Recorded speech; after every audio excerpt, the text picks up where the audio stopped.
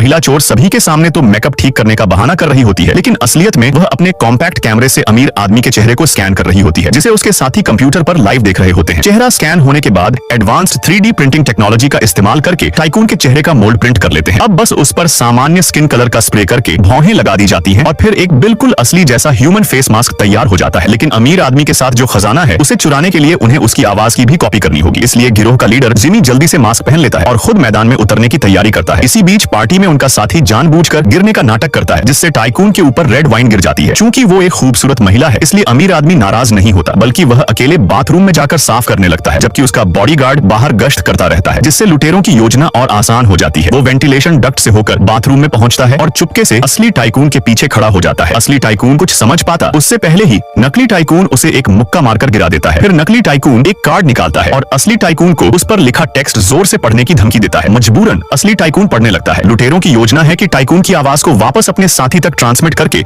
उसका क्लोन बनाकर जिमी के सीने पर लगे वॉइस मॉड्यूलेटर से कनेक्ट कर दे। दूसरी तरफ जोर की आवाज सुनकर बॉडीगार्ड बाथरूम की तरफ चल पड़ता है। साथ ही जल्दी से जिमी को पीछे हटने की सूचना देता है। अच्छा हुआ कि आवाज कलेक्ट हो चुकी थी, लेकिन उसे सफलतापूर्वक क्लोन करने में अभी थोड़ा समय लगेगा, इसलिए जिमी जल्दी से बाथरूम में मौजूद अपने साथी से मदद मांगता है। दोनों मिलकर बेहोश टाइकून को एक कोने में उठाकर ले जाते हैं। जिमी अपने सीने पर रेड पेंट स्प्रे कर लेता है। जैसे ही बॉडीगार्ड दरवाजा खोलता है, वो अपने कपड़े पोंछने का नाटक करता है। बॉडीगार्ड के सवालों का जवाब देने की हिम्मत नहीं होती, वो बस गले में तकलीफ होने का बहाना बनाकर खांसता रहता है। लेकिन इससे बॉडीगार्ड और ज्यादा चिंतित हो जाता है और अंदर आकर चेक करने पर जोर देने लगता है। अगर वो 2 कदम और आगे बढ़ता तो दरवाजे के पीछे छिपा साथी पकड़ा जाता। सौभाग्य से ठीक उसी क्रिटिकल मोमेंट पर एक साथी वॉइस कन्वर्जन पूरा कर देता है, जिससे वॉइस कन्वर्टर काम करने लगता है। मालिक की आवाज सुनकर बॉडीगार्ड को भी तसल्ली हो जाती है, लेकिन उससे पूरी तरह से पीछा छुड़ाने के लिए अभी भी पार्टी में मौजूद साथी की मदद चाहिए होती है। वो महिला एक सोशलाइट बनकर जिमी को डिनर पर इनवाइट करती है। ये टाइकून की प्राइवेट डेट होती है, इसलिए बॉडीगार्ड अब उसके साथ नहीं जा सकता। आखिरकार जिमी सोना लेकर अपनी साथी के साथ स्पोर्ट्स कार में सवार होकर वहां से निकल जाता है। क्या यह परफेक्ट प्लान था?